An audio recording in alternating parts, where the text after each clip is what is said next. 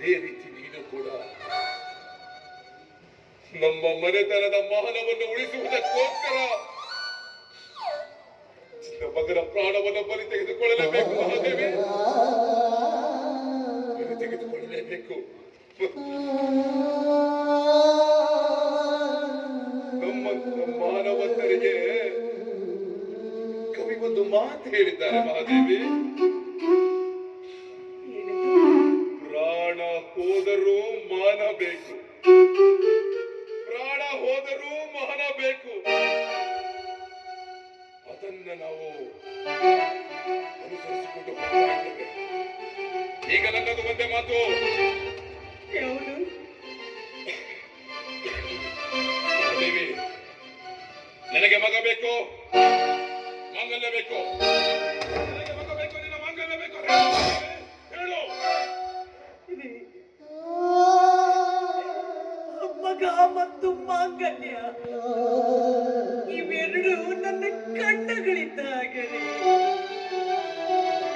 ಇದರಲ್ಲಿ ಯಾವುದು ಬೇಕು ಅಂತಲೇ ಯಾವುದು ಬೇಡ ಅಂತಲೇ ನನಗೊಂದು ತಿಳಿಯುತ್ತದೆ.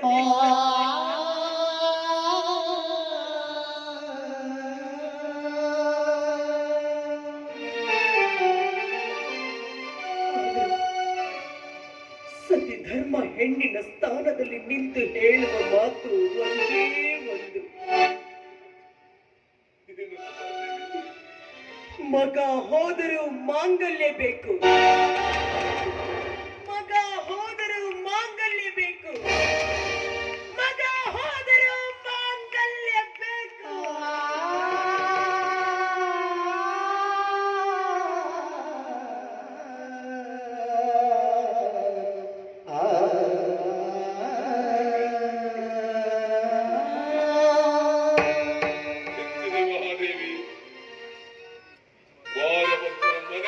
ಹೆಣ್ಣಾಗಿ ಸರಿಯಾದ ಮಾತನ್ನೇ ಹೇಳಿದ್ಯಾ. ಈಗ ಸಮಯ ವ್ಯರ್ಥ ಮಾಡುವುದು ಬೇಡ. ಮಗ ಮಹಾಂತೇಶ ಬರುವ ಹೊತ್ತಾಯ್ತು.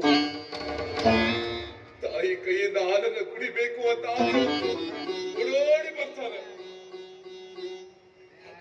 ಮಗನಿಗೆ ಇದು ಕಾಲ್ಕೋಟ ಕವಶ, ಕಾಲ್ಕೋಟ ಕವಶ. ಈ ವಿಷಯನ ಬೆರೆಸಿ ಸಾಯಿಸ್ಬಿಡು, ಸಾಯಿಸ್ಬಿಡು ಅವನನ್ನು. ಒಂದು ವೇಳೆ ಹೊತ್ತು ಮುಳುಗುವುದರೊಳಗಾಗಿ ನಿನ್ನ ಮಗನ ಹೆಣ ಮನೆಯಲ್ಲಿ ಇಲ್ಲದೆ ಹೋದ್ರೆ ಈ ತಾಳಿ ನಿನ್ನದಾಗಿರಲ್ಲ. ನನಗೆ ಮಗನನ್ನ ಉಳಿಸಿ ನನ್ನನ್ನು ಉಳಿಸಿ ನೀನೇನಾದ್ರೂ ಆತ್ಮಹತ್ಯೆಗೆ ಪ್ರಯತ್ನ ಪಟ್ರೆ ನನ್ನ ಮೇಲಾಣೆ, ನನ್ನ ಮೇಲಾಣೆ. ಮಗ ಬೇಕು, ಮಾಂಗಲ್ಯ ಬೇಕು, ವಿಚಾರ ಮಾಡು.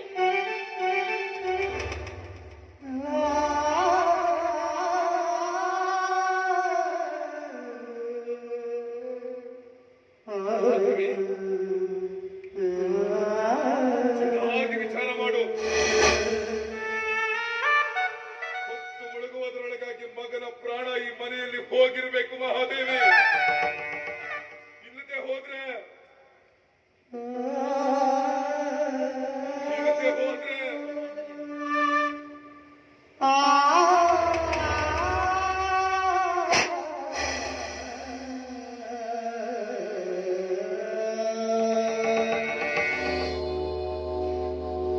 ನೆಚ್ಚಿದೆ ಬ್ರಹ್ಮ. ಬ್ರಹ್ಮ ಬರಹ ಬಲ್ಲವರಾರು ಅಂತ ಹಿರಿಯರು ಹೇಳಿದ್ದಾರೆ. ಮೆಚ್ಚಲೇಬೇಕು ಬ್ರಹ್ಮ. ನನ್ನ ಹಣೆ ಬರಹವನ್ನು ಈ ರೀತಿಯಾಗಿ ಬರೆಯಬೇಕೆಂದೇ ನನಗೆ ಸ್ಥಿತಿ ತಂದೆಯೇನಪ್ಪ.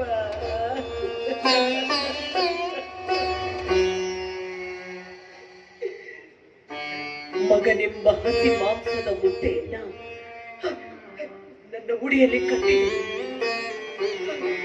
ರಣ ಹತ್ತುಗಳ ಕಣ್ಣಿಗೆ ಬೀಳದಂತೆ ಎಚ್ಚರ ವಹಿಸಿದೆ. ಆದ್ರೆ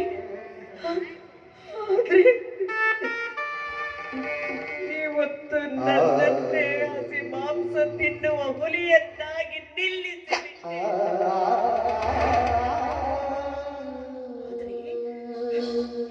ಈ ಮಾಂಸ ತಿಂದರೆ ವಿಷ ಅಂತ ನನಗೂ ಗೊತ್ತು. ಆದ್ರೆ ತಿನ್ನದೆ ಹೋದರೆ ಘೋರವಾದ ಕಟ್ಟಪ್ಪಣೆಯನ್ನೇ ವಿಧಿಸಿದೆ.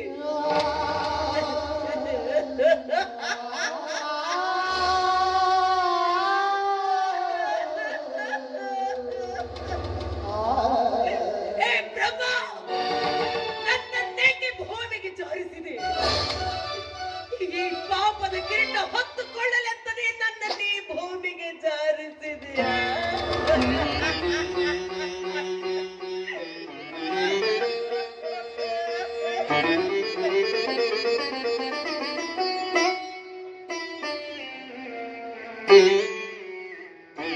ಎಂತ ಕರುಳೆ, ಕಲ್ಲಾಗು, ಕಲ್ಲಾಗಲೇಬೇಕು.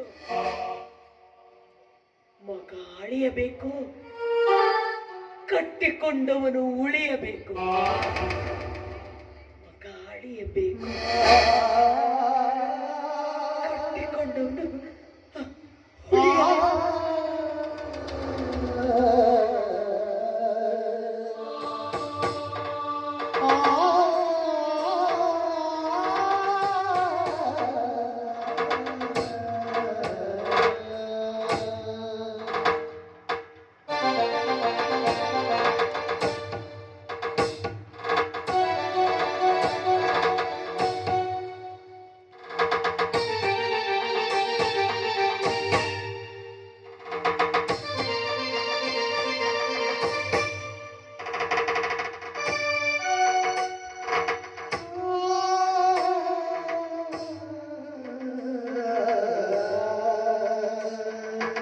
ಪತಿಯಾಗಿ ಪಾಲಿಸಲಿದ್ದು ಹಾಲಿನಲ್ಲಿ ವಿಷ ಬೆರೆಸಿದ್ದೇನೆ. ಇದು ಪತಿಯಾಜ್ಞೆ. ಆದ್ರೆ ದೇವರೇ, ನಾನ್ ನಿನ್ನಲ್ಲಿ ಕೇಳ್ಕೊಳ್ಳೋದಿಷ್ಟೇ ಅಪ್ಪ. ಈ ವಿಷದ ಹಾಲು ಅಮೃತವಾಗಬೇಕು. ಅಂದಾಗಲೇ ನಾನಿನ್ನು ದೇವರಿದ್ದಾನೆ ಅಂತ ನಂಬುತ್ತೀನಿ. ದೇವರಿದ್ದಾನೆ ಅಂತ ನಂಬ್ತೀನಪ್ಪ.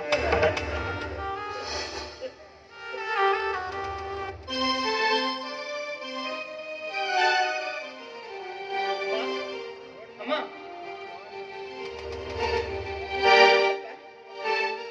ಇದೇನಮ್ಮ ಮಗ ಮನೆಗೆ ಬರುವಷ್ಟರಲ್ಲೇ ಕೈಯಲ್ಲಿ ಹಾಲಿನ ಗ್ಲಾಸ್ ಹಿಡಿದು ನಿಂತಿದ್ಯಲ್ಲ.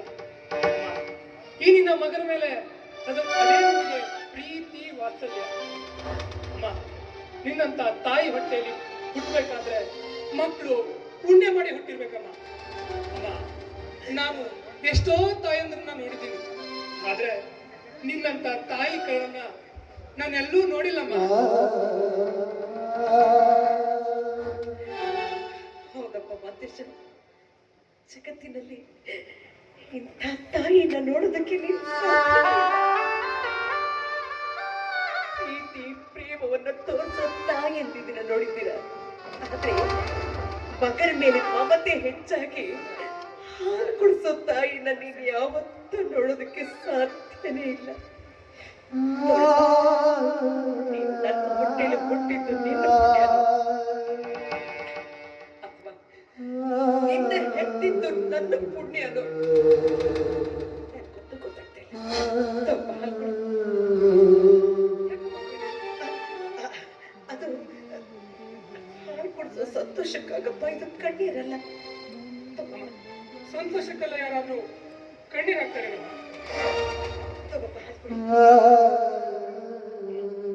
ಇವತ್ತು ನಾನು ಹುಟ್ಟಿದಪ್ಪ. ಬಹುಶಃ ನೀವು ಯಾವುದೋ ವಿಷಯದಲ್ಲಿ ನಾನು ಹುಟ್ಟಿದಪ್ಪನ ಆಚರಿಸೋದನ್ನ ಮರೆತಾಗೆ ಕಾಣ್ತಾ ಇದ್ದೆ. ಪರವಾಗಿಲ್ಲ, ನನ್ನ ಹುಟ್ಟಿದ ಹಬ್ಬದ ದಿನ ತಾಯಿ ಕೈಯಲ್ಲಿ ಹಾಲು ಕುಡಿಯೋ ಮುನ್ನ ನಾನು ನಿನ್ನ ಹತ್ರ ಒಂದು ಮಾತನ್ನ ಕೇಳೋದಿಲ್ಲ. ನೀನು ಅದಕ್ಕೆ ಉತ್ತರ ಕೊಡ್ಬೇಕು. ಆಮೇಲೆ ನಾನು ಈ ಹಾಲನ್ನ ಕುಡಿಯೋದು. ರಾಜಗೆ ಒಂದೇ ತೆರೆ, ಬಾಳಿಗೆ ಒಂದೇ ಬರೆ, ಭೂಮಿಗೆ ದೈವ ವಂದನೆ ತಾಯಿ. ನಂದೀಶ, ಅಮ್ಮನಪ್ಪ, ನಿನ್ನ ಮನದಲ್ಲಿ ಕಾಡ್ತಿರೋ ಆ ಮಾತು ಇವತ್ತು ನಾನು ಹುಟ್ಟಿದ್ದ ಈ ದಿನ ನನ್ನ ಜೀವನದಲ್ಲಿ ಮಾಡಿದ ಎಲ್ಲಾ ತಪ್ಪನ್ನ ನಿನ್ ಮುಂದೆ ಒಪ್ಕೊಳ್ಬೇಕು ಅಂತ ನಾನು ತೀರ್ಮಾನ ಮಾಡಿದ್ದೀನಿ. ನಾ ಮಾಡಿದ ತಪ್ಪನ್ನ ನೀನು ಕ್ಷಮಿಸ್ತೀಯ ಅಂತ ನಂಬಿಕೆ ನನ್ನ ಮೇಲೆ. ಯಾಕಂದ್ರೆ ಈ ಜಗತ್ತಿನಲ್ಲಿ ಮಕ್ಕಳು ಮಾಡಿದ ತಪ್ಪನ್ನ ಯಾರೂ ಕ್ಷಮಿಸದೇ ಇದ್ರು ಹೆತ್ತ ತಾಯಿ ಕ್ಷಮಿಸ್ತಾಳೆ ಅಂತ ನಂಬಿಕೆ ನಿನ್ನಲ್ಲಿ. ಅದಕ್ಕಾಗಿ ನಾ ಮಾಡಿರೋ ತಪ್ಪನ್ನ ನಿನ್ ಮುಂದೆ ಒಪ್ಕೊಳ್ತಾ ಇದ್ದೆ. ನೀನು ಕ್ಷಮಿಸ್ತೀನಿ ಅಂತ ನನ್ಗೆ ಅಲ್ಲಪ್ಪ, ನೀನ್ ಮಾಡಿರೋ ತಪ್ಪು ಯಾವುದು ಅಂತ ನನಗೆ ಗೊತ್ತಾಗ್ಬೇಕಲ್ಲ. ಮೊದಲು ಹೇಳು. ಈ ಮಾನವಂತರ ಮನೆಯ ಮಗನಾಗಿ ಪುಣ್ಯವಂತರು ಹೆತ್ತ ತಂದನಾಗಿ ನಾನೊಂದು ಮಾಡಬಾರದ ತಪ್ಪನ್ನ ಮಾಡಿದ್ದೇನಮ್ಮ. ಅದೇನೆಂದ್ರೆ ನಮ್ಮನ್ನೇ ನಂಬಿದ ಒಂದು ಬಡ ಕುಟುಂಬದ ಹೆಣ್ಣಿನ ಮಾನಭಂಗ ಮಾಡಿದ್ದೇನಮ್ಮ. ನಾ ಮಾಡಿದ ತಪ್ಪಿಗೆ ಆ ಹೆಣ್ಣು ಆತ್ಮಹತ್ಯೆ ಮಾಡಿಕೊಂಡು ಸತ್ತಳಮ್ಮ. ಈ ತಪ್ಪಿಗೆ ನಾನೇ ಕಾರಣ ಅಂತ ಯಾರಿಗೂ ಗೊತ್ತಿಲ್ಲಮ್ಮ. ಈ ತಪ್ಪಿಗೆ ನಾನೇ ಕಾರಣ ಅಂತ ಇವತ್ತು ನಿನ್ ಮುಂದೆ ಒಪ್ಕೊಳ್ತಾ ಇದ್ದೀನಿ.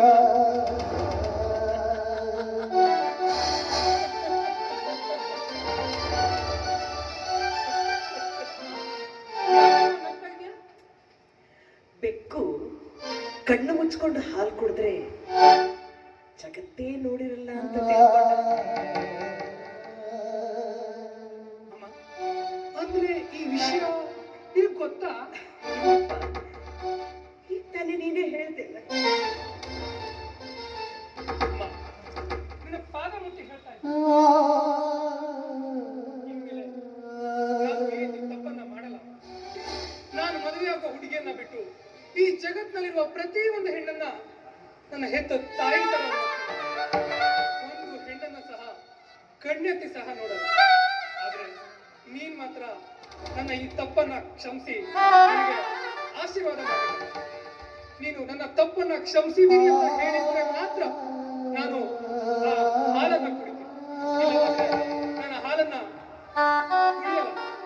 ಅಮ್ಮ, ನೀನು ಕ್ಷಮಿಸಿದ್ದೀನಿ ಅಂತ ಹೇಳಿದ್ರೆ ನಾನು ಬರೀ ಹಾಲಲ್ಲ. ನೀನು ವಿಷ ಕೊಟ್ಟರು ಕುಡಿತೀನಮ್ಮ, ವಿಷ ಕೊಟ್ಟರು ಕುಡಿತೀನಿ.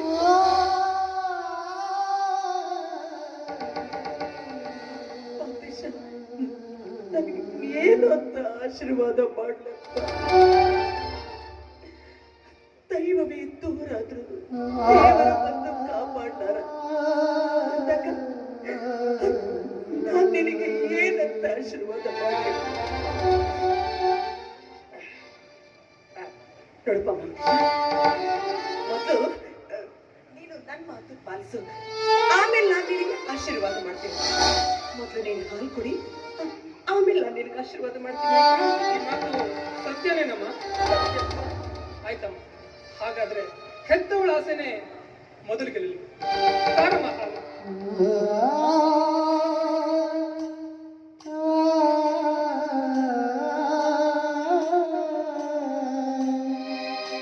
ಅಮ್ಮ ಊರೇನೇ ಎಂದರು ನೀ ನನ್ನ ದೇವರು, ಜಗಕ್ಕೆ ಮುಕ್ಕೋಟಿ ದೇವರು, ನೀ ನನ್ನ ದೇವರು, ನೀ ನನ್ನ ದೇವರು, ನೀ ನನ್ನ ದೇವರು. ಅಮ್ಮ ಊರೇನೇ ಎಂದರು ನೀ ನನ್ನ ದೇವರು, ಜಗಕ್ಕೆ ಮುಕ್ಕೋಟಿ ದೇವರು, ನೀ ನನ್ನ ದೇವರು, ನೀ ನನ್ನ ದೇವರು. ಈಗಲಾದ್ರೂ ನನ್ನನ್ನ ಕ್ಷಮಿಸಿ. ನಾನು ನಿನಗೆ ಏನಂತ ಆಶೀರ್ವಾದ ಮಾಡ್ಲಪ್ಪ?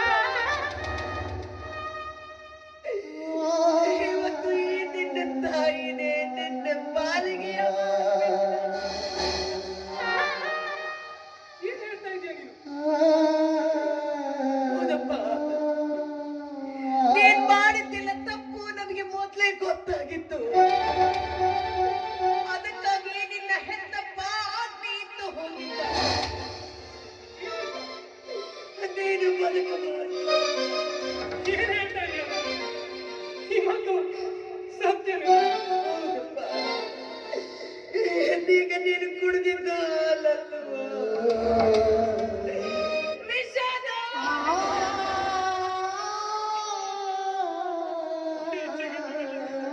ಯಾರಾದ್ರೂ ಹೆತ್ತ ತಾಯಿ ಮಗನಿಗೆ ವಿಷ ಹಾಕ್ತಾರೇನಮ್ಮ?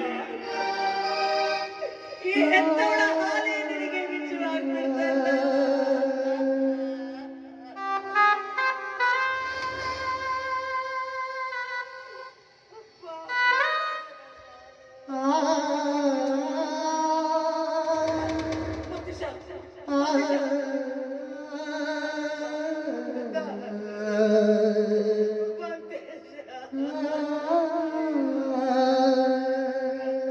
ತಾಯಿ ಕೈಯಿಂದ ವಿಷ ಕೊಟ್ಟು ಸಾಯ್ಬೇಕು ಅಂತ ನನ್ನ ಹಣೆಬರಹದಲ್ಲಿ ಬರ್ದಿದೆ.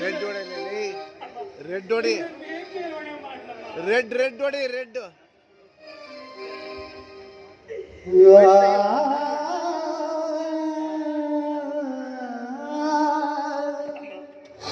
ನ್ಯಾಯಕ್ಕಾಗಿ ಹೆತ್ತ ಮಗನನ್ನೇ ಕೊಲೆಗೊಂಡ ನಿಮ್ಮಿಂದ ತಂದೆ ತಾಯಿ ಹೊಟ್ಟೆಯಲ್ಲಿ ಮತ್ತೆ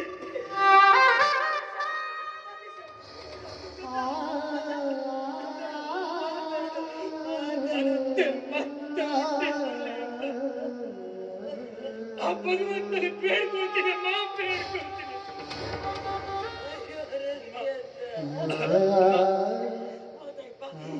ಹೊಟ್ಟೆ ಯಾಕೋ ತುಂಬಾ ಉರಿತಾ ಇದೆಯಮ್ಮ.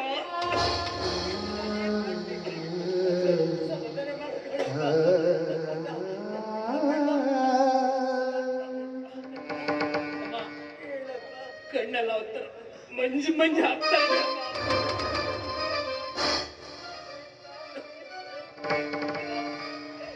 ನಾನಿನ್ನು ಹೆಚ್ಚು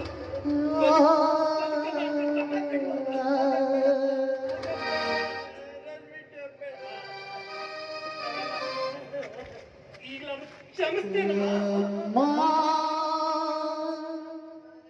ಊರೇನೇ ಎಂದರು ನೀ ನನ್ನ ದೇವರು ಜಗತ್ತೇ ಮುಕ್ಕೋಟಿ ದೇವರು ನೀ ನನ್ನ ದೇವರು ನೀ ನನ್ನ ದೇವರು ಬಡ ಹಾಲು ವಿಷವಾಯಿತೆ ಎತ್ತಬಳ ಹಾಲು ವಿಷವಾಯಿತೆ ಯಾರು ಮಾಡಿದ ಪಾಪ ವಿಧಿ ನೀಡಿದ ಶಾಪ ಯಾರು ಮಾಡಿದ ಪಾಪ ವಿಧಿ ನೀಡಿದ ಶಾಪ ಜಗದಾಟ ತಿಳಿಯದೆ ನೀನಿಂದ ಸೋತೆ.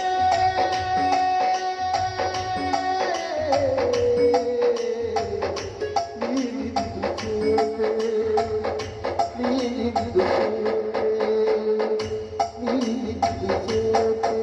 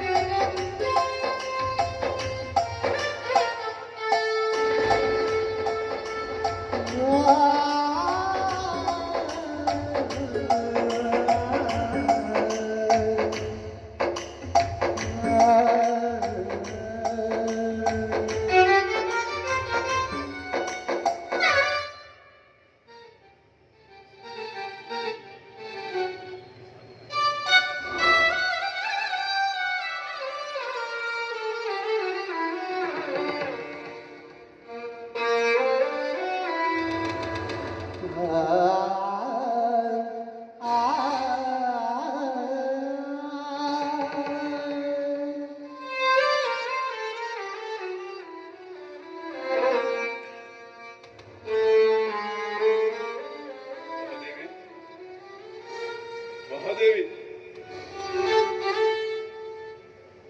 ಈಗ ಸತ್ತಿರುವುದು ನಮ್ಮ ಮಗ ಅಲ್ಲ, ನಮ್ಮ ಮನೆತನದ ನಂದ ದೀಪವೇ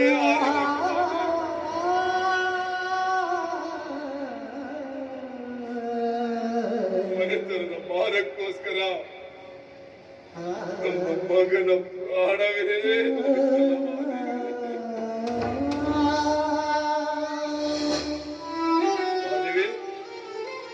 ಯಾಕೆ ಇಷ್ಟೆಲ್ಲ ಮಾತಾಡ್ತಾ ಇದ್ರು, ಒಂದೇ ಒಂದು ಮಾತಾಡ್ತಾ ಇಲ್ಲ. ಮಹಾದೇವಿ ಮಹಾದೇವಿ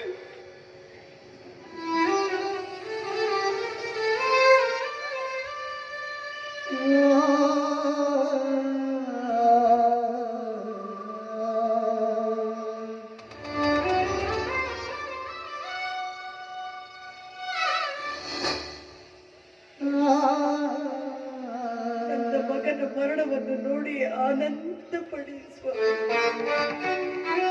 ಆನಂದ ಪಡಿ.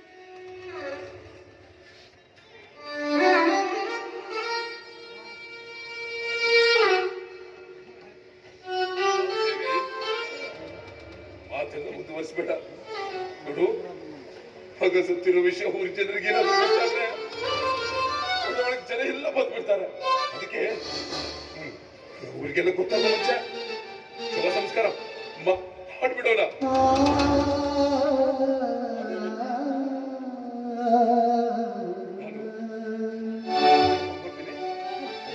ಸ್ವಾಮಿ ನಿಂತ್ಕೊಳ್ಳಿ. ಇವತ್ತು ಕೊನೆದಾಗಿ ನಿಮ್ಮ ಪಾದಗಳ ಮೇಲೆ ಬಿದ್ದು ಆಶೀರ್ವಾದ ತಗೋಬೇಕು ಅನ್ನಿಸ್ತಾ ಇದೆ. ನನಗೆ ಆಶೀರ್ವಾದ ಮಾಡಿ. ಯಾಕೆ ಮಾದೇವಿ ಏನೇನೋ ಹೇಳ್ತಾ ಇದ್ಯಾ? ನಿಮ್ ಜೊತೆ ಜೀವನ ಮುಂದುವರಿಸೋದಕ್ಕೆ ನಿನ್ಗಿಷ್ಟ ಇಲ್ವಾ?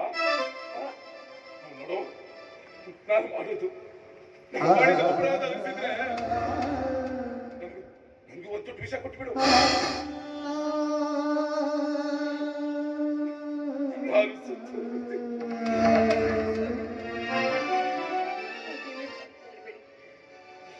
ನೀವೆಷ್ಟೇ ಆಗ್ಲಿ ನ್ಯಾಯವಂತರು. ನ್ಯಾಯಕ್ಕಾಗಿ ನಿಮ್ಮನ್ನೇ ನೀವು ತ್ಯಾಗ ಮಾಡಿದ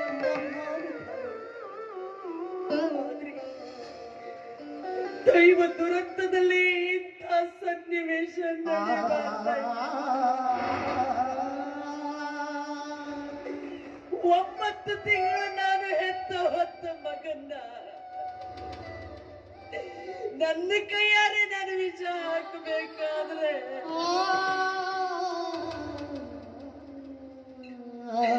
ಈ ಕರುಳಿಗೆ ಎಷ್ಟು ಸಟ್ಟಾಗಿರ್ಬೇಕು ರೀ.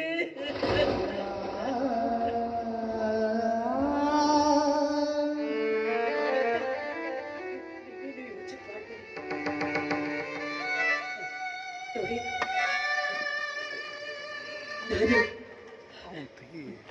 ನಾನು